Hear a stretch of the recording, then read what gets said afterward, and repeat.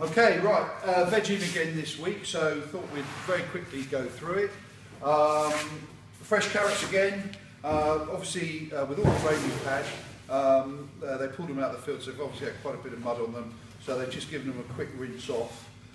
As I said to you last week, might be the odd little bit of black fly on there, so just cut that out. But as you can see, nice and fresh and good to go. In terms of the leaf veg, again this week we are on the bags of black kale, a big bag of black kale again. So put that in your fridge, keep the package done up because the refrigeration tends to dry all these leaves out and they go all limp and horrible. So beautiful black kale, Cavallero Nero if you're Italian. So put that back in there, and then somewhere as well, I might have to dig around for it a bit, see if we can find it. I think it's here.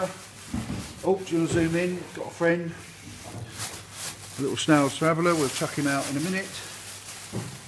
He's obviously come from, as I said, none of this leaf crop is sprayed, so you will find the odd snail etc. in there, so you do need, particularly after it's been raining, so you do need to wash it.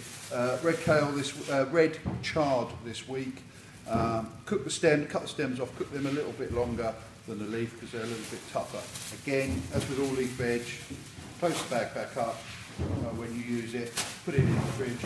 I took some out of my fridge last night to cook with from the previous week and it was still nice and tight and really fresh, so it does last a long time like that. Right, leeks, we're going to the leeks now. These I would think over the next few weeks these will fatten up. It's been really dry as you know, we've had plenty of rain recently and that'll carry on hopefully, and these leeks will fatten up.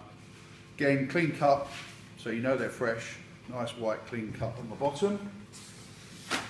Let's have a look. Right, we'll go to the squash now. Now, this is my favourite squash. Crown Prince, they come big. That's a medium sized one. To put it all together, they can come even bigger than that. That's the biggest one I've got here at the moment. They are quite a tough skin. These are the best flavour. They're bright orange inside. So if you can get through the skin, what I do, with a supply of these is cut them up into chunks, put them into bags in the freezer, and just freeze it off raw.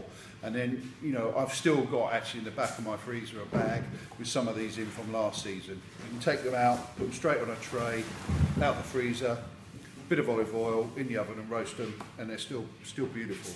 But my favourite squash, I have to say. Okay, somewhere buried in there as well is some butternuts, but I think they're right at the back buried away, so we'll leave them for the moment. Cauliflowers, again this week you can see suddenly with the rain how everything has just got bigger. Nice and fresh, you can tell because the leaf snap, clean cut on the bottom, none of that those floppy leaves that you get from the supermarket ones. That's obviously a big collie there. Just a little bit of browning on there. That will go when you cook it, and that's just where perhaps a little bit of cold's got in, a little bit of damp. But so not as brilliant white as they can be.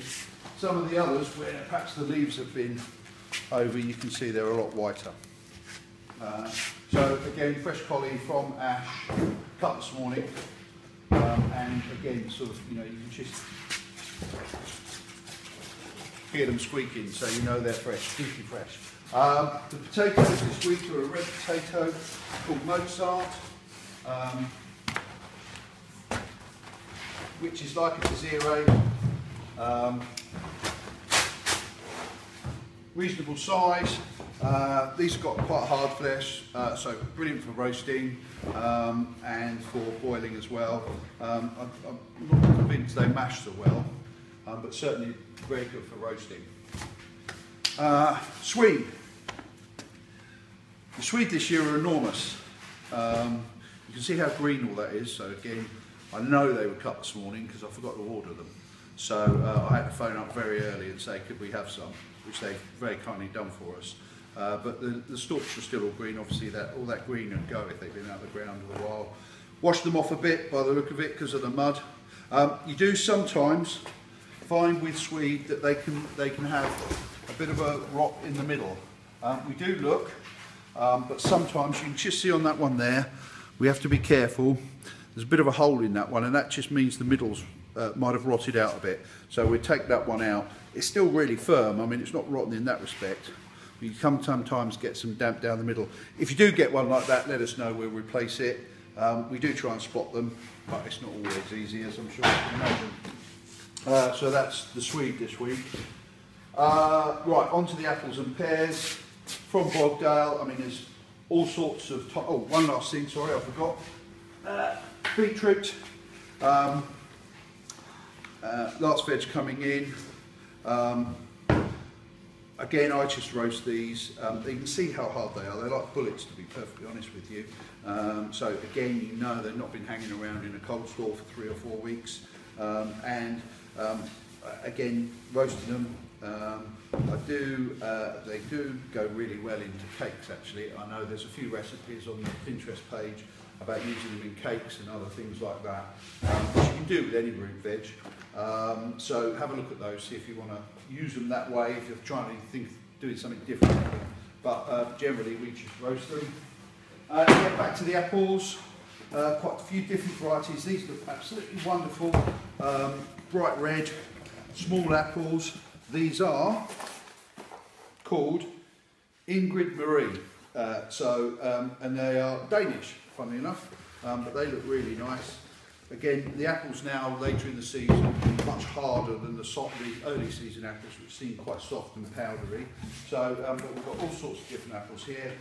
And likewise on the pears, rather than the boring Concord, these ones are Ovid, apparently, from Dorset of all places. So again, as you can see, they're all a bit different. These do take quite a while to ripen. They pick them quite hard, and I've got to say that even indoors they can take a couple of weeks to ripen off. And what I do find with them as well is that they can go quite quickly, so keep your eye on them. If you get them right, they're perfect, but they can go over quite quickly, and they do take a little while to ripen, but they're beautiful flavour, and as I say, much better than the boring Concord. That's it for this week. We were hoping to have some purple sprouting broccoli this week, but they looked this morning and there's not quite enough bud on it. We think all the rain we've had over the past week or so will bring them on, so hopefully next week, if not the week after, we'll be getting the purple sprouting broccoli in and getting those into your boxes. Okay, thanks a lot.